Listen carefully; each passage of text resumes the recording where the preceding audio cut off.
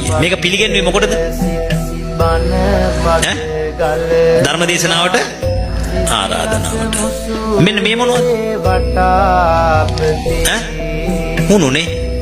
ආරාධනා වට්ටියේ මේ මොනවද?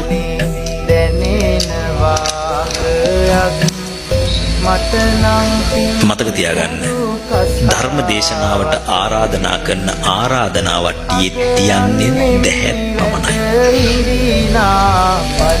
තේරුණානේ? පුවක් උණු දුම් කළ දාන්නේ නව පාසල් වාරයට ගුරුන්ට බුලත් දීලා වඳිනවද? බුලත් පුවක් උණු දුම් කළ දීලා වඳිනවද? අම්මට තාත්තට සිංහල අවුරුද්දට බුලත් පුවක් උණු දුම් කළ දීලා වඳිනවද? බුලත් දීලා වඳිනවද? බුලත් දීලා වඳිනවනේ. එහෙනම් හාමුදුරුවන්ට ගෞරව කිරීම පිණිස මේ පුවක් මොකටද? ඔයත් දැන් මේක මෙහෙම කරොත් මතු අනාගත පරම්පරාව මේක දකින්න පරම්පරාව මොනව නොකරයි?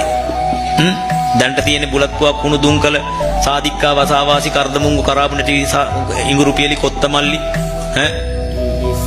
සමහර ඒවා නායක හඳුර යකට එන විතරයි අඩු.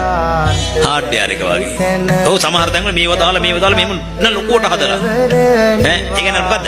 ඒ කියන්නේ ගොංගම හොඳටම කරලා. තව ඉස්සරහට යනකොට මේව දකින්න ඔයාලගේ පොඩියෝ මුණුපුරු මිනිපිරියෝ ඒකාන්තයෙන්ම මේකට දානවා මොකද්ද? බුලත් පුවක් කුණු දුම් කළ බීඩි දෙකයි ගල් කාලයි. ඒ විදිහට මට්ටමට හදනවා. ඒ නිසා දැම්ම ඉඳලා පුරුදු වෙන්න මේ වැරදි වැඩ කරන්න එපා.